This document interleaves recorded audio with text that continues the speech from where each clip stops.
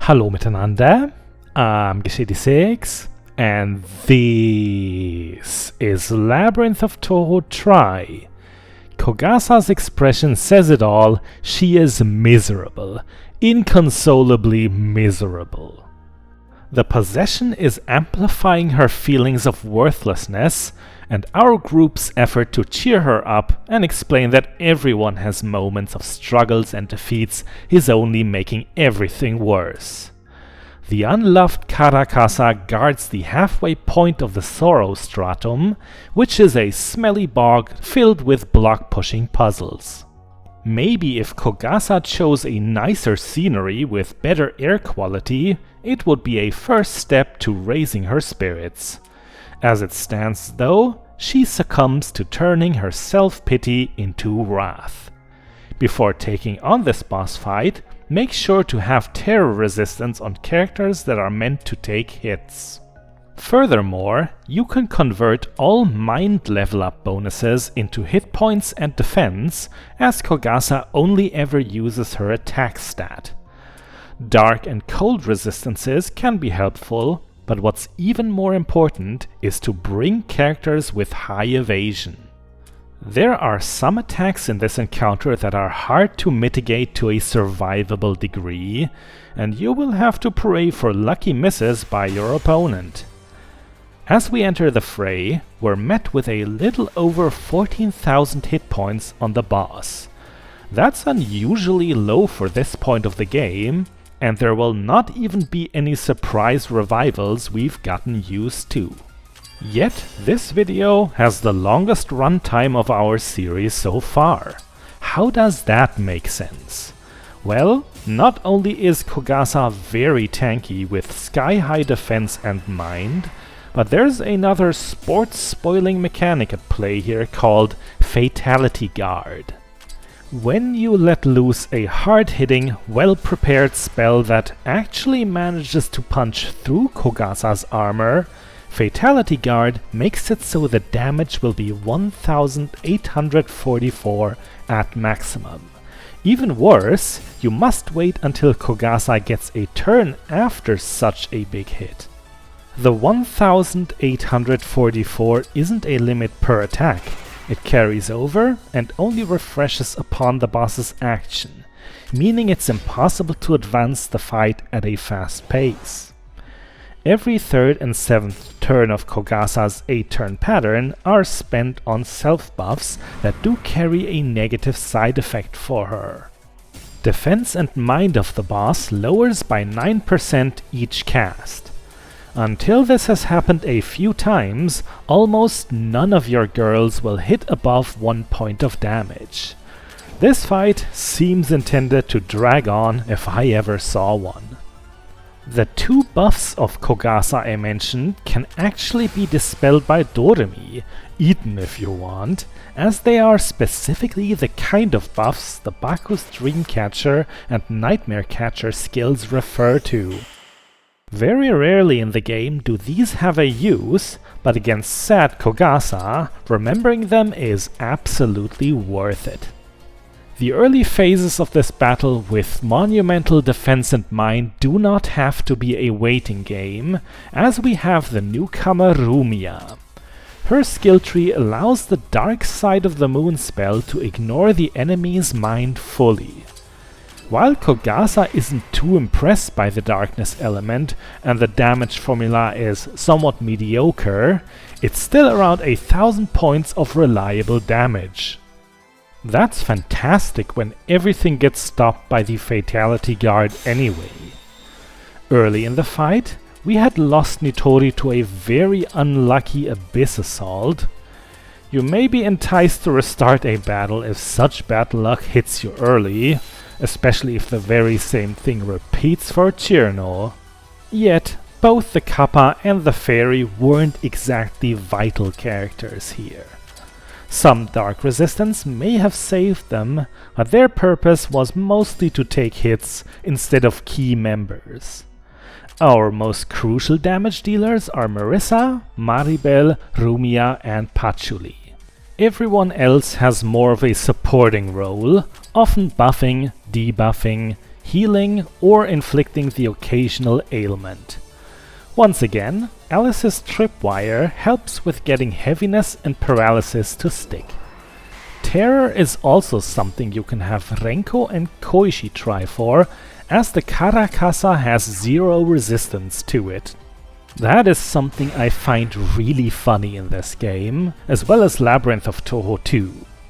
Kogasa may be centered conceptually around inflicting terror as a boss and character, but she is incredibly cowardly herself. If she does end up frightening someone in your party, try to banish that character to the reserves until it wears off, rather than keeping them active carelessly. Not only will Kogasa's self-buffing benefit from terrified frontliners, the boss also has several moves that are meant to grossly overkill them. One such attack is Karakasa Surprising Flash that will straight up miss anyone who isn't afflicted, ideally wasting Kogasa's turn. On the upcoming 8th turn and every other that's dividable by 8, Terrifying Guerrilla Typhoon will be scheduled. Apart from certain special attacks we'll get to, this would be Kogasa's meanest spell. Miss Sad Umbrella gives herself a damage dealt buff just before.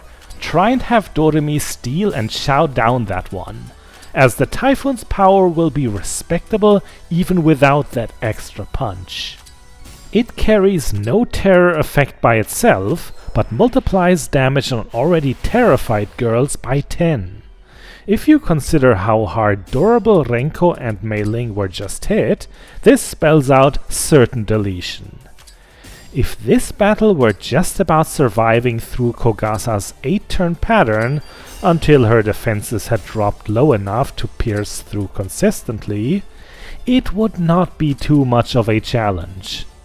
Alas, there are special attacks at certain hit point thresholds, and we are getting close to the first of them.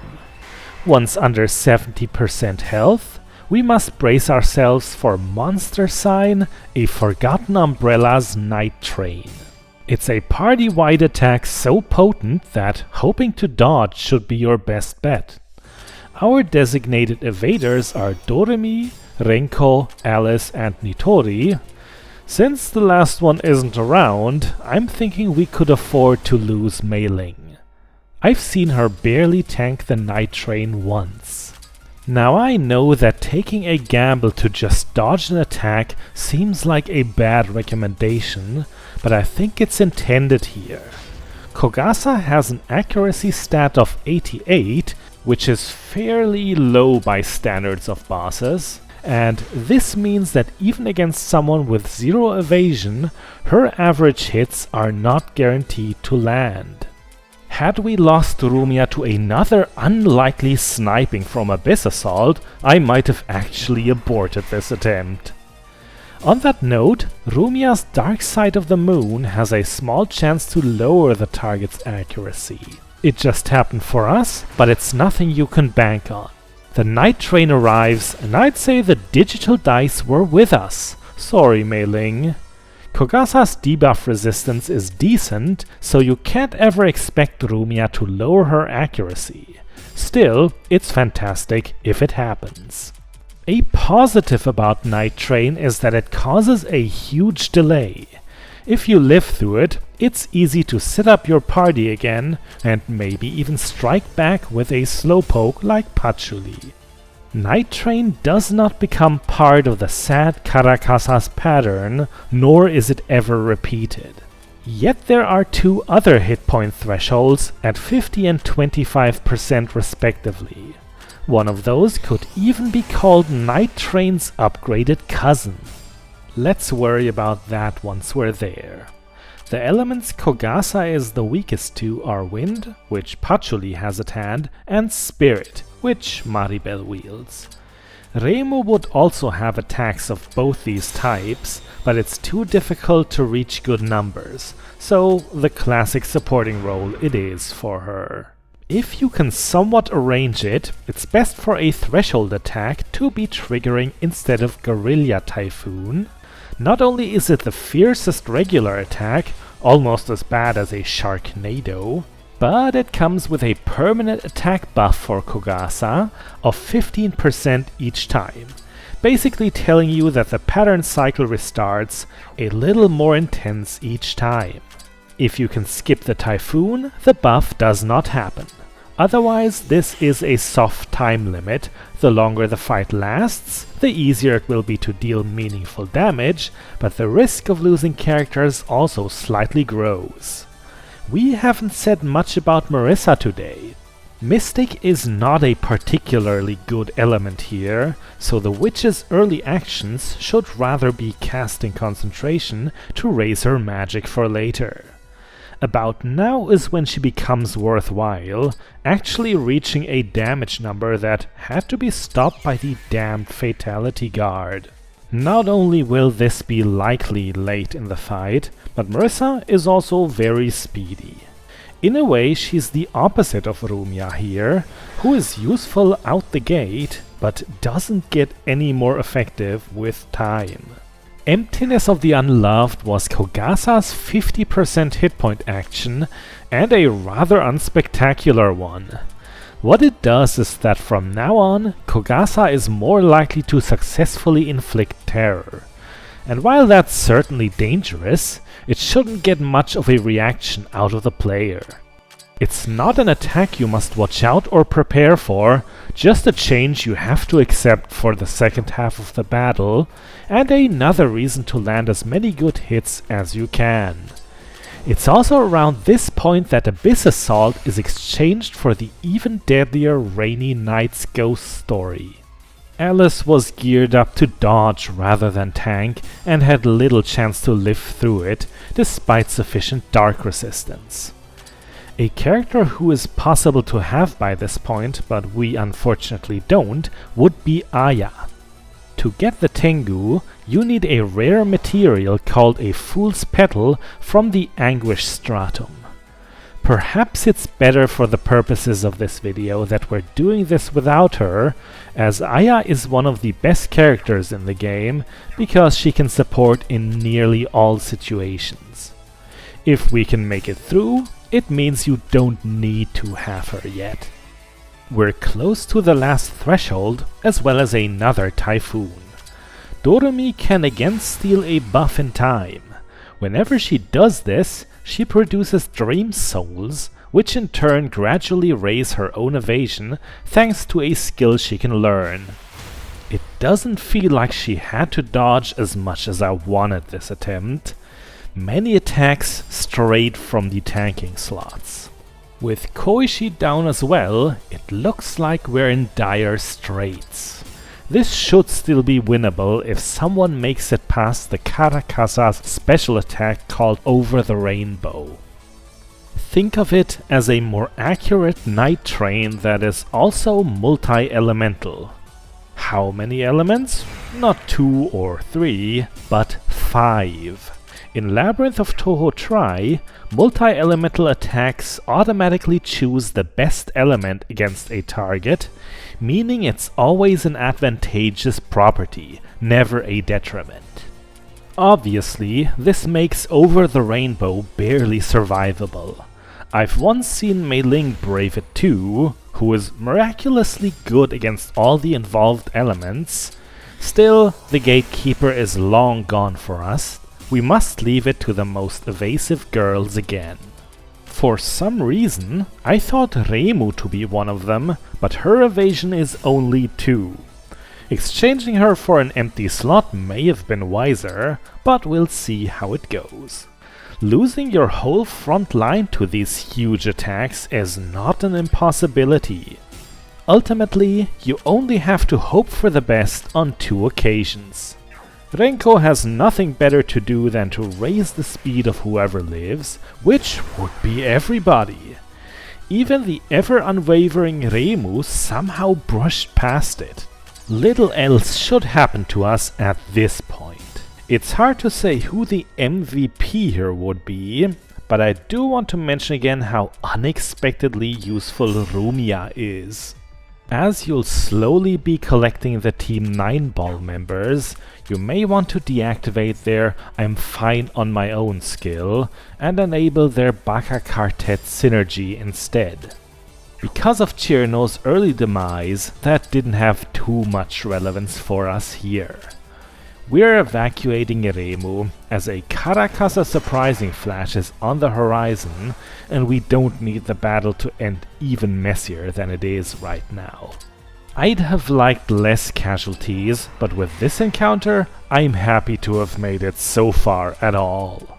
Overall, design your tactics around landing hits mighty enough to actually make it past Kogasa's rock-hard guard, plus anticipate when the two worst attacks, Night Train and Over the Rainbow, are coming, and Kogasa will eventually fall, as she has just now.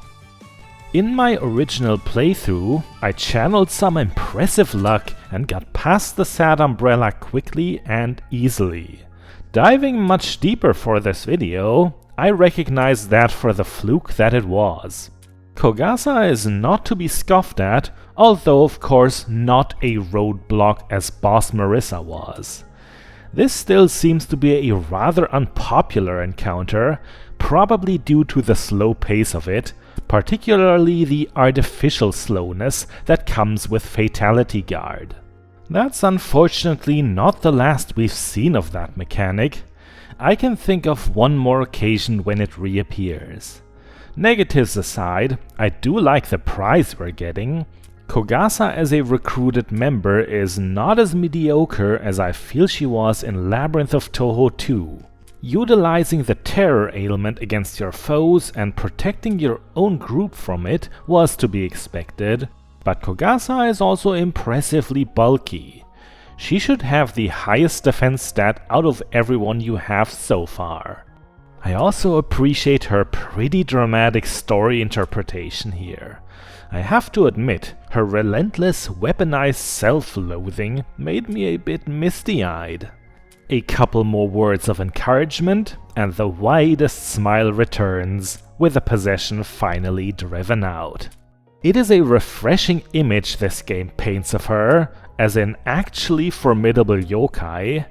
Thinking back to the Devil of Decline, that game immediately makes fun of Kogasa by giving her a pathetic, absolutely unlosable joke boss fight. With that, I'm Gesche6, this was Labyrinth of Touhou Try. Bis bald!